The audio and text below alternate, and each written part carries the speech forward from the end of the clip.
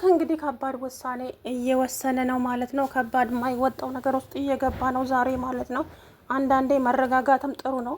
አለመረጋጋት ግን በጣም ዋጋ እንደሚያስከፍል ነው ያየሁት ማለት ነው። በሱ መሀሌትን እንግዲህ በተኛችበት በዱላ አቡኖ ነው የለቀቃት ማለት ነው እውነት ለመናገር። ከዛ በሱ ቤት እንግዲህ የሞተች መስሎ ጥሏት ሄዷል። ከዛም ታሪኩ መጥቶ እንግዲህ ታሪኩ አገላብጦ ሲያት ሞታለች መስሎት መድብል እንዴት እንደዚህ ታደርጋለህ እየነገርኩ ሲል መድብል ጋር ይደውላል። መድብል ስልኩን ያነሳለትና መድብል እንዴት እንደዚህ ታደርጋለህ? ቆይ ለምን ሲል ምንድን ነው ምን አደረግኩኝ ይላል። እንዴ ይሄ ልጅቷን እንዴት እንደዚህ ታደርጋታለህ? እኔ ምን አደረግኳት እንዴ? ልጅቷ ሞታለች፣ መሀሌት ሞታለች። ምን አሁን አይደለሁም ብሩክ እኮ ጠፍቶብኝ እኔ ብሩክን ፍለጋ በእሱ ነው እንደዚህ ያደረጋት ማለት ነው። አሁን ልጅቷ ሞታለች። መድብል ደንግጦ እንግዲህ እየሮጠ መጣ። ልጅቷን ሲነካኳትም ልጅቷ አትንቀሳቀስም መሀሌት ማለት ነው። በስተመጨረሻም ግን እንደምትተነፍስ አወቀ። ታዲያ ብሩክ ምሳሌዬን ከትምህርት ቤት ይዟት መጣና ከዚህ በኋላ እኔ ላልኖር እችላለሁ፣ ስለዚህ ሩቅ ሀገር ስለሚሄድ አባትሽና አጎትሽና እናትሽ አሉ፣ እኔ አንተን ነው የምፈልገው። እንቺ ቅድስትዬ እኮ እናትሽ ነች፣ ግን ልትነግረው ፈልጋ አልነገረችውም። እውነታውን ግን በራሱ ደረሰበት ማለት ነው። ከዛ እሷን አባብሎ ወደ ቤት ከመለሳት በኋላ እንግዲህ ዛሬ ደግሞ እማዬ ማለቱም ቀርቶ ቅድስት እያልሽኝ ነው እንዴ ብላ ቀለደችባት። በቃ እኔ ልሂድ ብላ ያው ተናዳ ስላለ ከዚህ በኋላ ቅድስት ብለሽ ጥሪያት እንጂ እማዬ ብለሽ ስጠሪያት እንዳልሰማሽ ብላታለች ማለት ነው አክስቷ። ስለዚህ ከዛ ፈራች። ብሩክ ታዲያ ሁሉንም ነገር ደረሰበት። ለሌላ ሰው ልትድራት ባል እየፈለገችላት እንዳለ ማለት ነው። እና በጣም ተናደደ፣ በጣም ማለት ነው። ከዛ እንግዲህ እንዳያችሁት ማህሌትንም ገድያታለሁ አንቺም ትሞቻለች ሲል እንግዲህ ልጅቷ ዛሬ ሳቅኩት ሳቅ ማለት ነው። መድኃኒት ስትሮጥ አለም ነው ስሙ አለም። ወይኔ ሳቅኩት ሳቅ በተለይ መንገድ ላይ ስትሮጥና ብሩክን አመለጥኩ ሲል ከፊቷ መጥቶ ገጭ አለባት። ከዛ በኋላ እንግዲህ ወይዘሪት አለም ከዚህ በኋላ የብሩክም የመድብልም ወጥመድ ውስጥ ገብታለች። መድብል ሲጀመር ነግሯታል፣ መጀመሪያውን አስጠንቅቋታል።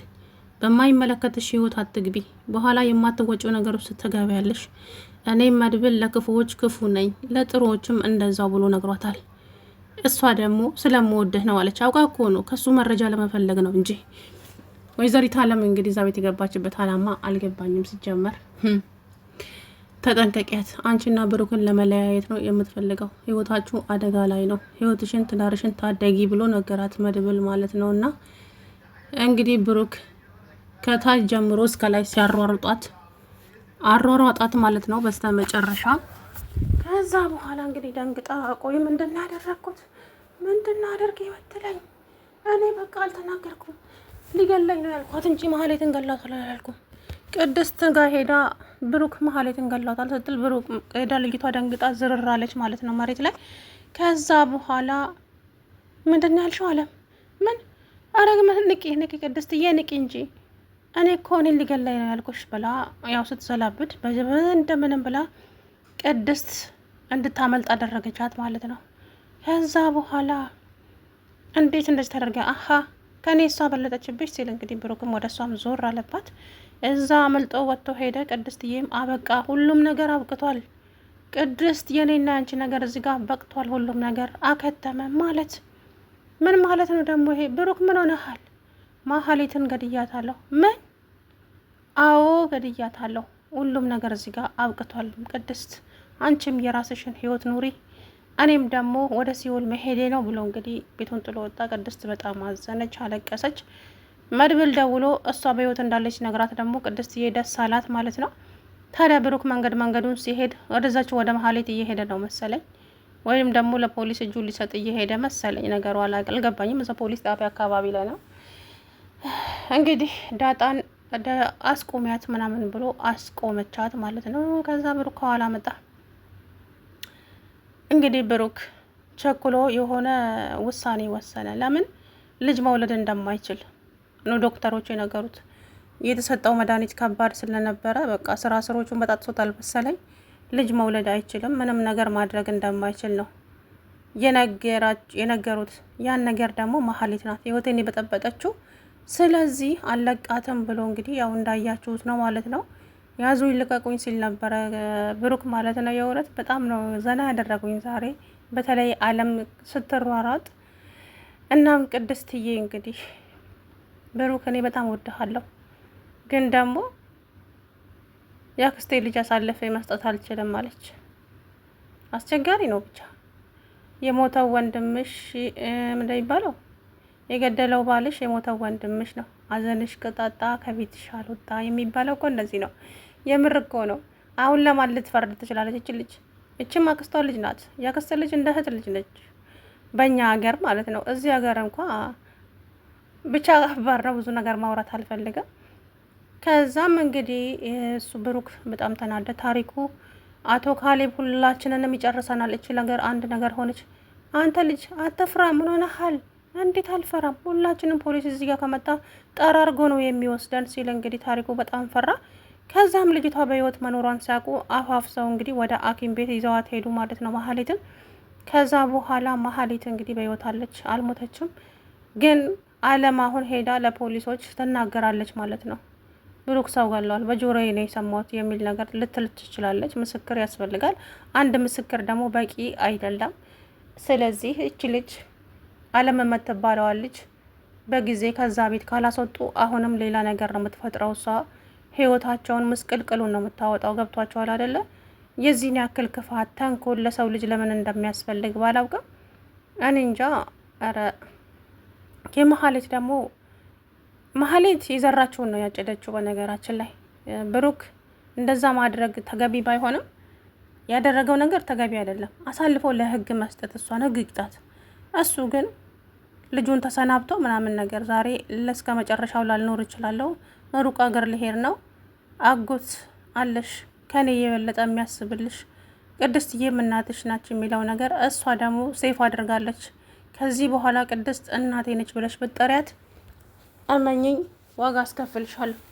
ምን ያለው ልጅ ልጅ አስሬ ልጅ ልጅ ያለሽ አንቺ ብላ ቅድስትንም እንደዛ ስትላት፣ ግን አንቺ ሀሳብሽ ምንድን ነው? ምንድን ነው የምትፈልጊው? ቆይ የኔን ትዳር ለመበጥበጥ ነው እንዴ እዚህ ቤት የመጣሽው? አለቻት ሁለት ማለት ነው ቅድስት። ምክንያቱም እቺ ደስተኛ አይደለችም በትዳሯ። ልጅቷ ደስተኛ እቺ ማናት አለም ቅድስት ብሩክን በማግባቷ በፍጹም ማለት ነው ደስተኛ አይደለችም። ያ ነገር ነው አሁን እየረበሻት ያለው ማለት ነው። እና ብቻ ዞሮ አብረን የምናየው ነው የሚሆነው። ግን በዚህ ልክ ለሰው ልጅ ክፋት ማሰቡ ተገቢ ነው ብዬ አላስብም። አልሙሂም እንግዲህ አብረን የምናየው ነው የሚሆነው ማለት ነው። እና ሲቀጥል ደግሞ መድብልም ቅድስትን ነግሯታል፣ አስጠንቅቋታል ማለት ይቻላል። ያ ማለት የውልሽ እቺ ሴትዮ ትዳርሽን ልትበጠብጠው ነው እዚህ ቤት የገባችው። ያ ደግሞ ይጠፋሻል ብዬ አላስብም። ስለዚህ እባክሽን ቅድስት ትዳርሽን ታደጊ፣ ትዳርሽን መታደግ አለብሽ። ቆይ ምንድን ነው የተፈጠረው? የተፈጠረ ነገር አለ እንዴ ስትለው፣ አዎ የተፈጠረ ነገር አለ። ቆይ ምንድን ነው ያደረገችው? ለምንድን ነው የማትነግረኝ? አልነግርሽም፣ እውነታውን አንድ ቀን ትደርሽበታለሽ። ግን በቃ ትዳርሽን አድኝ ቅድስት፣ አሰሚኝም እንዴ ብሎ ሲጮህባት፣ ከዛ እሺ በቃ እሺ ብላ መጀመሪያ በጣም ተናዳ ሄዳ ልትናገራት ነበረ። ተረጋጊ ቅድስት፣ አንድ ቀን ሁሉንም በራስሽ ትደርሽበታለሽ። አሁን ስለነገርኩሽ ሳይሆን ቆይ አንተ ለምንድን ነው ያክስቴ ልጅ የምታስፈራራት ምናምን አለችው። አሀ ነው ነገሩ እንደዛ ነው? አዎ እንደዛ ነው መድብል፣ እንደዚህ ልትጮህባት አይገባም አለችው። እሺ አመሰግናለሁ ቅድስት አላትና ጥሏት ሄደ ማለት ነው እሱ።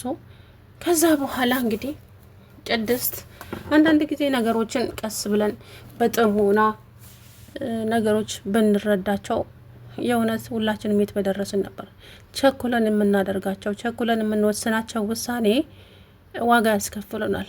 አሁን ብሩክ ከዚህ በኋላ ምን ቀረኝ ነው ማለት ልጅ መውለድ አይችልም፣ ምንም ነገር ማድረግ አይችልም። እና ያን ነገር ዶክተሮቹ ስለነገሩት መሀሌት ናት ህይወቴን ያመሰችው፣ መሀሌት ናት ህይወቴን ያመሰቃቀለችው፣ ስለዚህ እሷ በህይወት መኖር የለባትም ሲል እንግዲህ ውሳኔውን ያው በተግባር አሳየ። በተኛችበት እንግዲህ እንደ ጌሾ ወቅቶ ነው የለቀቃት አይደለ?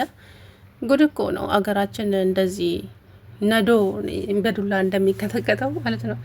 ነዶ እንደዚህ አላ ነዶ ነው የሚባለው እንግዲህ በየሀገሩ እንደ ሀገሩ ይለያያልና ብቻ እንደዛ አምርቶ ያቀቃት። እሷም አልተንቀሳቀሰችም ወይ አልጮኸች። እንደዛ ሲመታት እንኳ በስተ መጨረሻም እንግዲህ ታሪኩ ራሱን ይዞ በጣም ነበር የደነገጠው ማለት ነው። ታሪኩ ማህሌትን ሳያፈቅራት አይቀርም በነገራችን ላይ እንጃኔ።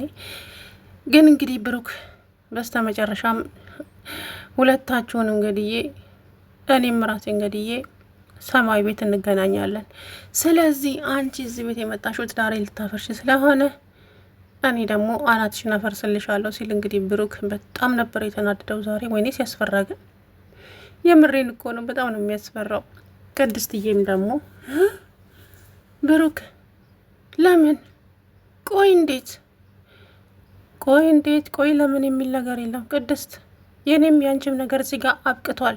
ከዚህ በኋላ አንቺ የራስሽን ህይወት መኖር ትችላለሽ። እኔም ደግሞ በቃ በጣም አዘነች። የእውነት በጣም ነበር ያዘነችው ያለቀሰችው። እና ይሄ ሁሉ ጉድ ሲሆን ግን ምሳሌዬ አልሰማችም። ልጅ ፊት እንግዲህ እንደዚህ ማድረግ ነገር በጣም ዋጋ ስለሚያስከፍል እሷም ደግሞ ምንም እንትን አላለችም ማለት ነው። እና ዞሮ እንግዲህ ያው እንዳያችሁት ነው ማለት ነው የመሀሌትን ነገር